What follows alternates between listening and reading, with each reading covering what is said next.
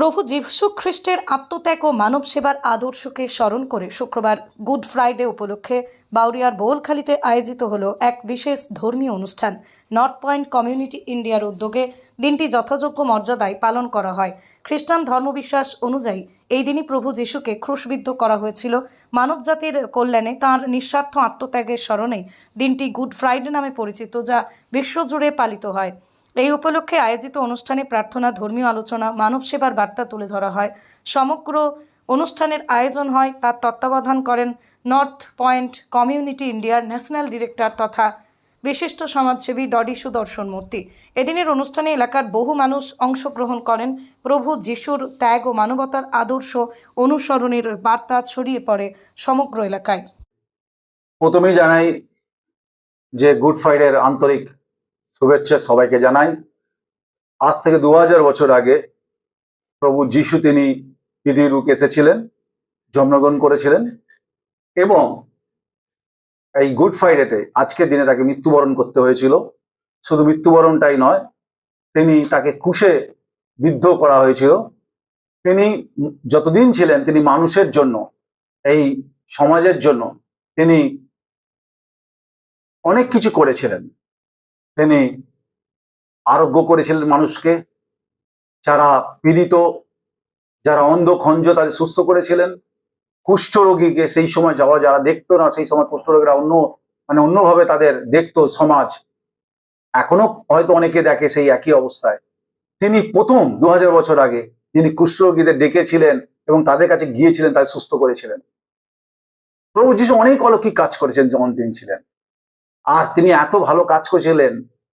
আর তিনি যেহেতু ঈশ্বর পুত্র, তিনি নিজে পৃথিবীর বুকে এসেছিলেন, আর তিনি যখন এত অলৌকিক কাজ করেছে, সেই জন্য তখনকার সময় রোমান যারা ছিলেন, ফরিসি যারা ছিল, সদুকি যারা ছিল, বা যারা জিহুদি ছিল, তারা চিন্তা করলো যে হয়তো প্রভু যিশু তিনি রাজা হবেন। আর সেই কারণে তারা অনেক দিন ধরে খুঁজছিল যে প্রভু যিশুকে কিভাবে মারা যায়।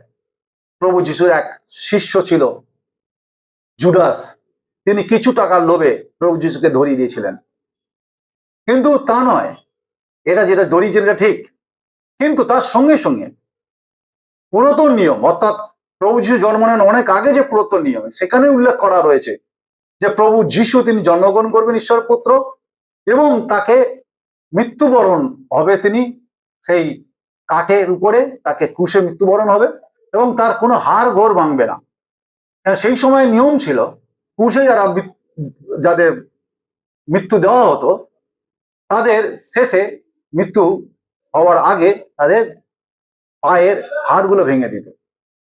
কিন্তু বাকি প্রভু যিশু যে দুজন শিষ্য ছিল, যে দুজন পাশে দস্যু ছিল, তাদের যখন সেখানে ক্রুশবিদ্ধ করা হলো প্রভু যিশুর সঙ্গে, তাদের পা ভেঙে দেওয়া হলো। কিন্তু প্রভু যিশুর কাছে যখন এলো, তখন দেখলেন প্রভু যিশু তিনি মারা গেছেন, সেজন্য তাকে পা আর ভাঙলো না। অর্থাৎ যেটা ওল্ড টেস্টামেন্টে যা ভবিষ্যৎবাণী করা ছিল, সেটা হয়েছে।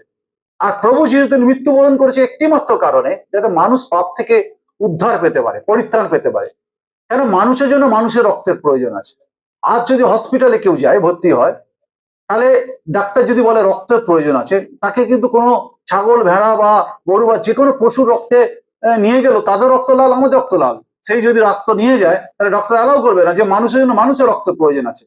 সেই কারণেই হে ঈশ্বর তিনি পুত্র রূপ ধারণ করে প্রভু যিশু তিনি পৃথিবীর বুকে এলেন। তিনি এসে তিনি জানতেন যে আমি জন্মগ্রহণ এবং মৃত্যুবরণ করব। তার একটাই উদ্দেশ্য ছিল যে এই জগৎ সংসার জন্য তাকে মৃত্যুবরণ করে মানুষকে পাপ থেকে উদ্ধার করা। আর সেই কারণে তিনি কালবেরি ক্রুশে তিনি মৃত্যুবরণ করেছিলেন, ফোঁটায় ফোঁটায় রক্ত ঝরিয়ে দিয়েছিলেন। তাকে কাঁটার মুকুট পরানো হলো, মুখ ভর্তি তার রক্ত ঝরিয়ে পড়েছিল। কুক্ষিঘাতে তাকে সেই বর্ষা দিয়ে আঘাত করা হলো।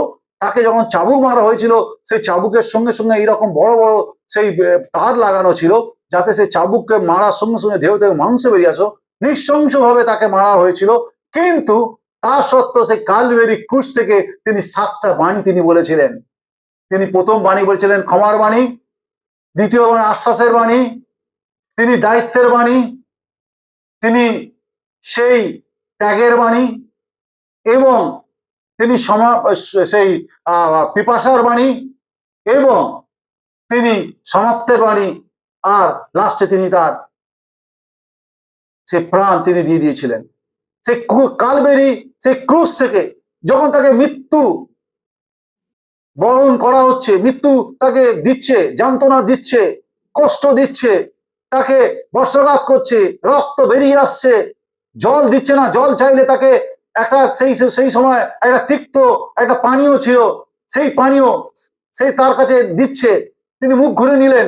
এমন এমন কষ্টের অবস্থায়ও তিনি সেই কালবেরি ক্রুশ থেকে বলেছেন, হে প্রভু, এরা কি করছে জানে না, এদের তুমি ক্ষমা করো। প্রভু যিশু তিনি ক্ষমার বাণী তিনি বলেছিলেন, তিনি সেই শান্তির বাণী বলেছিলেন। শুধু তাই নয়, তিনি দায়িত্বের বাণী বলেছিলেন। তিনি নিজেকে ত্যাগ করেছিলেন আমাদের জগৎ সংসারের জন্য, সেই ত্যাগের বাণী তিনি বলেছিলেন। আজ পৃথিবীতে কলহল, এক দেশের সঙ্গে যুদ্ধ, মানুষে মানুষে হাহাকার, মানুষ মানুষকে মারছে, ধর্মের নামে বিভাজন মারছে, যে জাতি জাতিকে জন্য মারছে, এক ভাষা অন্য ভাষাকে জন্য মারামারি হচ্ছে। কিন্তু আজ গুড ফ্রাইডেতে প্রভু যিশু সেই ক্ষমা করতে চান। তিনি চান যে মানব জাতি, এই জগৎ সংসার পৃথিবী, সবাই যেন আমরা একসঙ্গে বাস করতে পারি, মানুষ মানুষের মতো বাস করতে পারি। একটা দেশ আর একটা দেশের কে যেন ভালোবেসে, যেন দেশকে একটা দেশ আর একটা দেশকে সম্মান করতে পারি, একটা ধর্ম আর একটা ধর্মের প্রতি যেন প্রেম প্রীতি ভালোবাসা রাখতে পারে, একটা ধর্মের লোক আর একটা ধর্মের লোকের প্রতি যেন সেই প্রেম এবং ক্ষমা দেখাতে পারি। প্রভু যিশু আজ গুড ফ্রাইডেতে তিনি সেই 7টা বাণীর মধ্যে তিনি দিয়েছে, এটাই প্রকাশ করেছেন যে মানব প্রেম, মানব জাতিকে প্রেম, ভালোবাসা, এর উপরে কিচ্ছু নেই প্রিয় বন্ধু। আপনি আর আমি কেউ বেশি দিন বাঁচতে পারবো না, কিন্তু একদিন একদিন আমাদের মৃত্যুবরণ করতেই হবে, মৃত্যুকে আমাদের স্বীকার করতেই হবে। কিন্তু প্রভু যিশু আজকের দিনে সে 2000 বছর আগে তিনি সেই কালবেরি ক্রুশ থেকে সেই সুন্দর বাণী, প্রথম বাণী বলেছেন, হে ঈশ্বর, এরা কি করছে জানে না, হে প্রভু, এরা কি করছে জানে না, এদের তুমি ক্ষমা করো। এত সুন্দর মহান ঈশ্বর, মহান প্রভুকে আজও আপনাকে ভালোবাসেন, তিনি আজও আমি আপনাকে ক্ষমা করতে চান। আপনি যেই হন না কেন, যে জাতির হন না কেন, যাই বর্ণে হন না কেন, যে ধর্মী হন না কেন, যে পলিটিক্যাল রাজনীতি দল করেন না কেন, যে দেশের মানুষই হন না কেন, প্রভু যিশু সবার মানব জাতির জন্যই প্রভু যিশু পৃথিবীর বুকে এসেছিলেন। আর কিছুদিন পর, আর 3 দিনের মধ্যে পর, তিনি 3 দিনের মধ্যে তিনি জীবিত উঠেছিলেন। আজকে শুক্রবার, শনিবার, রবিবারে তিনি সেই 3 দিনের মধ্যে তিনি জীবিত উঠেছিলেন। পবিত্র বাইবেলে উল্লেখ করা রয়েছে। তার সেই তাকে যখন কবর দেওয়া হয়েছিল, আজকে সন্ধ্যেবেলায় যখন তাকে কবর দেওয়া হয়েছিল, সেই কবরের দেওয়ার পর থেকে ঠিক 3 দিনের মধ্যে রবিবারে তিনি সকালবেলা তিনি কবর ভেঙে তিনি জীবিত হয়ে উঠে তিনি শিষ্যদের দেখা দিয়েছিলেন। শুধু শিষ্যদের নয়, তিনি সেই সময় জেরুজালেমের এবং সে জিহুদা যতজন মানুষ ছিলেন অনেককে তিনি দেখা দিয়েছিলেন। তিনি সেই শিষ্যদের সঙ্গে খেয়েছিলেন, অন্যান্য লোকেদের সঙ্গে তিনি কথা বলেছিলেন, তিনি লোকেদের দেখা দিয়েছিলেন, খাবার খেয়েছিলেন, তিনি শিষ্যদের মাঝে গিয়ে দেখা দিয়েছিলেন, দেখো এখানটা আমাকে দেখো, হাত দেখো, এখানে আমাকে সেই পেরেক মারা হয়েছিল, এই চিহ্ন তিনি দেখিয়েছিলেন। এবং শুধু তাই নয়, তিনি সবার শেষে সকলের সঙ্গে বসে তিনি সেই গ্রেট কমিশন, সেই শ্রেষ্ঠ বাণী তিনি বলেছিলেন, সকলের কাছে যাও, সমস্ত শিষ্টের নিকটে যাও, প্রেমের বাণী প্রচার করো। আর তিনি সেটা বলতে বলেছিলেন এবং তারপর সকলের মাঝ থেকে তিনি স্বর্গে নিত হয়েছিলেন। স্বর্গে যাওয়ার আগে তিনি বলেছিলেন, আমি যাচ্ছি কিন্তু এক সহায় পাঠাচ্ছি, পবিত্র আত্মা, কিন্তু আমি আবার ফিরে আসব, আমি আবার আসব। আর প্রভু যিশু তিনি আবার আসবেন। প্রভু যিশু তিনি জীবিত ঈশ্বর, তিনি আজও আপনাকে ভালোবাসেন। আজ গুড ফ্রাইডে, আজকে সেই কারণেই তো আজকে আমরা ব্যাড ফ্রাইডে বলছি না, গুড ফ্রাইডে বলছি। কেননা গুড ফ্রাইডে অর্থাৎ প্রভু যিশু আজকের এই পূর্ণ শুক্রবার তিনি যদি মৃত্যুবরণ করে রক্ত না ঝরাতেন, আমরা পাপ থেকে উদ্ধার পেতে পারতাম না। আর সেই পাপ থেকে যেহেতু উদ্ধার পেয়েছি, পরিত্রাণ পেয়েছি আমরা, আর সেই কারণে আজকের দিনটা হচ্ছে শুভ দিন, প্রভু যিশুর সেই গুড ফ্রাইডে, শুধু আনন্দের দিন যে প্রভু যিশু মৃত্যুবরণ করেছেন, তার জন্য তো আজকে আমরা পাপ থেকে উদ্ধার পেয়েছি। আর সেই জন্য আপনাদের যতজন আছেন, যতজন ভিডিও দেখবেন, প্রিয় বন্ধু, একটাই কথা বলি, আপনি যেই হন না কেন, প্রভু যিশু আপনাকে ভালোবাসেন, প্রভু যিশু আপনাকে প্রেম করেন, আর আপনাকে প্রভু যিশু ক্ষমা করতে চান। আর সেই জন্য কোনো নতুন নিজেদের মধ্যে ভেদাভেদে নেই। আপনি ডড্ডি সুদর্শন মূর্তি, হয়তো আপনার নাম অন্য কোনো কিছু হতে পারে, আপনি যে কোনো হোক না কেন, কিন্তু আমরা মানুষ, মানুষকে যেন পাশে থাকতে পারি, যে ধর্মের মানুষই হোক না কেন, যখন কারো ঘর পড়ে বা কেউ কষ্টে থাকে, যেন আমরা তাদের পাশে গিয়ে থাকতে পারি, তাকে যেন সাহায্য করতে পারি। প্রভু যিশু এইটাই সেখানে গুড ফ্রাইডের মধ্যে দিয়ে যে যেই মানুষই হোক, যে আর্তনাদ মানুষ, কষ্ট মানুষ, তার পাশে যেন গিয়ে আমরা ঝাঁপিয়ে পড়তে পারি। আমরা সেখানে ধর্ম না দেখি, বর্ণ না দেখি, জাতি না দেখি, যে দেখি যে মানব জাতি, একটা মানব জাতির প্রতি যেন আমরা প্রেম, ভালোবাসা, ক্ষমা প্রদর্শন করতে পারি। এটাই হচ্ছে গুড ফ্রাইডে আজকের সেই নিগূঢ় তত্ত্ব। আপনাদের ধন্যবাদ। আপনারা যতজন শুনবেন প্রত্যেককে ঈশ্বর আশীর্বাদ করুক, ভালোবাসুক। Happy good Friday, happy Easter Sunday. ধন্যবাদ, নমস্কার।